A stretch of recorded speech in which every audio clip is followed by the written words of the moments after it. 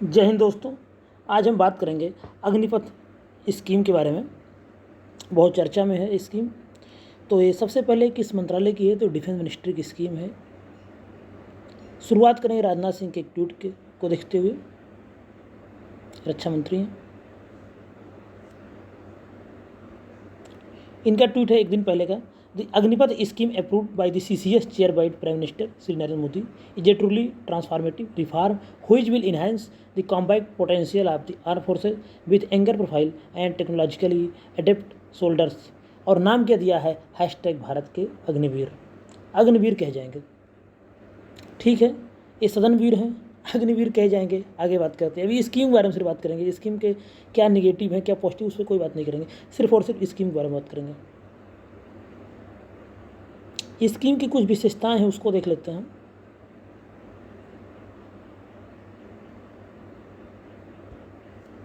तो जो अग्निवीर होंगे उनका जो सबसे पहले उनकी जो बात को बता दें, जो भी ये भर्ती होंगी अग्निवीर एकदम आर्मी के पूरे प्रोसीजर के हिसाब से होंगे। जैसे आर्मी भर्ती पहले होती थी रैली के माध्यम से, पूरा सिलेक्शन का प्रोसेस एकदम सेम टू सेम वैसे ही रहेगा। कोई उसमें चेंजमेंट नहीं है। चेंजमेंट क्या है? सिर्फ और सिर्फ उनका जो टेन्योर है, कार्यकाल, ओनली 4 ईयर का कार्यकाल इनको मिलेगा काम करने का। और सबसे पहले होगा एज। कितने एज के लोग इसमें अप्लाई करेंगे?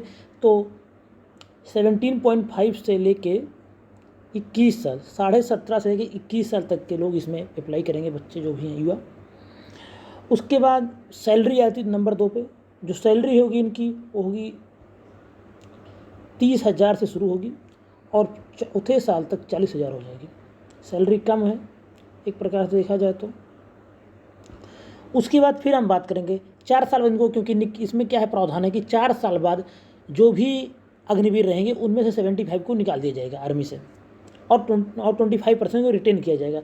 रिटेन करने वाला रेगुलर एम्प्लॉय हो जाएगा आर्मी का, जो कि पेंशन भत्ते पेंशन वगैरह सब पाने का हकदार होगा। जैसे कि एक आर्मी का पर्सन अभी के समय में है, उस तरह हो जाएगा। लेकिन 75% को बाहर जाना पड़ेगा।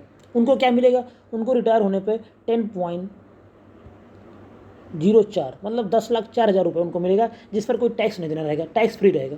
और उनको मिलेगा 4 साल बाद रिटायर होने पे। 4 साल बाद उनको सेवानिधि भी मिलेगी। जो सेवानिधि कहाँ से बनेगी? जो उनकी सैलरी का 30% पर मंथ काट के रखा जाएगा, उसी के द्वारा सेवानिधि दी जाएगी 4 साल रिटायर होने पे। और उसके बाद क्या होगा? इनका 48 लाख का बीमा होगा।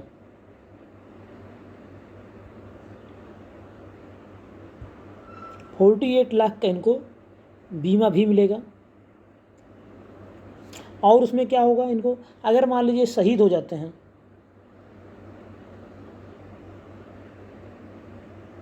ड्यूटी के दौरान, तो इनको मिलेंगे 44 लाख रुपए। 44 से लेके 48 लाख रुपए तक के बारे में प्रावधान है। इसमें थोड़ा क्लियर नहीं है कि 48 लाख तक, मैक्सिमम लिमिट 48 लाख है, इतना मिलेगा इनको अगर ये शहीद हो जाते हैं तो। और इनकी जो भी और जो शहीद होकर मान लो होते हैं और जो भी इनका कार्यकाल बचा रहेगा उसका भी सैलरी इनके परिवार वालों को दी जाएगी। ये सब तो नॉर्मल चीज़ें हैं जो कि मिलिट्री में चल रहा है। लेकिन इस स्कीम के कुछ और जो पहलू हैं उसके बारे में बात करते हैं। सभी सैनिक नाविकों एयरमैन की नियुक्ति अग्निपथ योजना के माध्यम से अब की जाएगी। अब उस तरह की कोई भर्ती नहीं है जैसे पहले आप देखते थे भर्ती। उसके बाद संपूर्ण भारत में मेधा आधारित नियुक्ति प्रक्रिया, आकर्षक मासिक वेतन व भव्य सेवानिधि पैकेज, जो कि आपकी सैलरी का ही 30% रहेगा, उसी में इंप्रूव करके देंगे। नियमित केंद्र में नियुक्ति हेतु आवेदन का 100% अवसर, मेधा व सांगठनिक आवश्यकता के आधार पर 4 वर्ष बाद केंद्रीय पारदर्शी एवं श्रम साध्य प्रणाली के माध्यम से 25% अग्निवीरों का चयन हो जाएगा मिलिट्री पर्सन के रूप में। लेकिन जो 75% जाएंगे उनके बारे में बात करेंगे आगे। आप वीडियो को पूरा देखते रहिए। इसके ड्रॉबैक क्या है, इसका विरोध क्यों रहा, हर एक चीज़ के बारे में चर्चा की जाएगी। बहुत विस्तार से बात करेंगे इसके बारे में।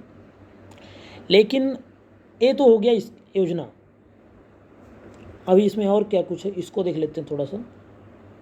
पात्रता ये दी हुई है, तो वही हमने ये बताया था कि 17.5 से लेके 21 वर्ष तक की इनकी एज होनी चाहिए।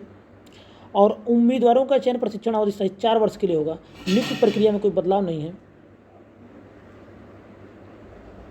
ये सब तो हो गया जो भी था बातें। अब बात करेंगे इसमें इसका विरोध क्यों हो रहा है।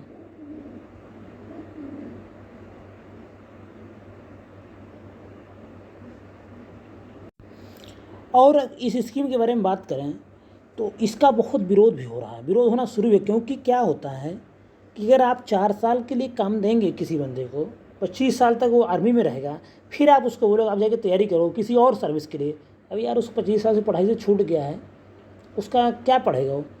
और दूसरा बात है आर्मी के लिए भी नुकसानदायक है, क्योंकि उस जब भविष्य आपका फ्यूचर ही नहीं सिक्योर है तो आप देश के लिए कैसे समर्पित होकर काम कर पाओगे। ये भी एक सवाल होता है, गवर्नमेंट को सोचना चाहिए। सरकार ने इस पर ध्यान नहीं दिया। सरकार क्या है कि सरकार को तो बोलना है जाएगा कि हमने इतना रोजगार दिया। अभी माननीय प्रधानमंत्री जी ने 10 लाख रोजगार की बात किया, क्योंकि 2024 का इलेक्शन आ रहा है। तो सरकार तो बस बोलने के लिए कह रही है कि हम 4-4 साल इनको देते रहेंगे। राज्यसभा की सीट हो गई है, हर 2 साल रिटायर होंगे तो नए लोगों को मौका मिलेगा, तो 4 साल देते रहेंगे इनको और हम बोलते रहेंगे कि इतना भर्ती किया, इतना भर्ती किया। लेकिन एक गलत है मुझे जो मेरे हिसाब से जहाँ तक लगता है, बाकी अपना अपना लोगों का आपकी क्या राय होगी, आप कमेंट के माध्यम से कह सकते हैं आपकी क्या राय। लेकिन जो मेरे हिसाब से है कि आप मिलिट्री में खासकर कोई चेंजमेंट नहीं करना चाहिए। मिलिट्री बहुत अच्छा काम कर रही है, उसमें जाने वाले देश के प्रति समर्पित होकर काम करते हैं, देश के लिए शहीद होते हैं। अगर वो 4 साल बाद बताइए उनका फ्यूचर नहीं सिक्योर है तो देश के साथ सीमा पर डेडिकेशन साथ कैसे काम कर पाएंगे, बहुत बड़ा सवाल है। तो ये सब चीज़ें कहीं ना कहीं, और इसी को लेके बिहार में विरोध की सबसे पहली चिंगारी उठी है। बिहार में बेगूसराय, छपरा, बक्सर, मुजफ्फरपुर और भी बहुत से ऐसे ज़िले हैं जहाँ से बहुत भयानक कल विद्रोह आपको देखने को मिला था। ट्रेन रोक दिए गए थे, लोग सड़क जाम किए हैं, टायर जला रहे हैं। उत्तर प्रदेश के बुलंदशहर, शाहजहाँपुर जैसे शहरों में विरोध की चिंगारी भड़क उठी है और आने वाले दिनों में पूरे देश में इसके खिलाफ विरोध होगा। क्योंकि आप 4 साल के लिए किसी को यार दे रहे हो, कोई कैरियर, एक बार तो नौकरी मिली, अब भी कैरियर नहीं सिक्योर है। आप एक विधायक और सांसद देखिए, जितनी बार विधायक सांसद होता है उसको उतनी बार पेंशन मिल रही, वहाँ आपको रिफॉर्म लाने की आवश्यकता नहीं दिख रही है। जबकि आपको वहाँ रिफॉर्म बहुत ज़रूरी है कि यार आप एक बार विधायक हो, आप एक पेंशन लीजिए। आप 10 बार विधायक हो तो 10 बार पेंशन ले रहे हो, 10 गुना पेंशन। इस पे भी रिफॉर्म लाने की बहुत बड़ी ज़रूरत है पूरे देश में। देश के जो आयकरदाता होते हैं उनके पैसे से उनको पेंशन दी जा रही है, 10 पेंशन लेते हैं। बताइए कोई ऐसी नौकरी जो 10 पेंशन लेता है? नहीं लेता। विधायक 10 पेंशन, सांसद हो गया उसकी अलग पेंशन, विधायक की अलग पेंशन। तो इन सब चीज़ों में प्रधानमंत्री को और जो भी कानून के बनाने वाले हैं इनको रिफॉर्म लाने का सोचना चाहिए। मिलिट्री बहुत अच्छा काम कर रही है, उस पर ये तो कहीं ना कहीं बेवकूफ़ाना डिसीजन ले गया कि बेवकूफ़ी है मुझे लगता है सरकार की, या वोट की राजनीति है कि भाई 4 साल में भर्ती करते रहेंगे, बताते रहेंगे 50 लाख लोग रोजगार दिए, 10 लाख दिए, 20 लाख दिए, 1 लाख दिए, 2 लाख दिए मिलिट्री में, कहने के लिए बहुत अच्छा है। लेकिन इसका बहुत निगेटिव इम्पैक्ट पड़ेगा आने वाले समय में। इसी सबको देखते हुए जो हमारे देश के रक्षा एक्सपर्ट हैं, मैं कल ही सुन रहा था, major general AK Shivach, retired general, बता रहे थे इसके काफ़ी ड्रॉबैक हैं, बहुत से इसमें नुकसानदायक। यहाँ से निकलने वाले लोग आर्मी के बारे में बहुत कुछ जानते रहेंगे, गोपनीय जानकारी भी लीक कर सकते हैं।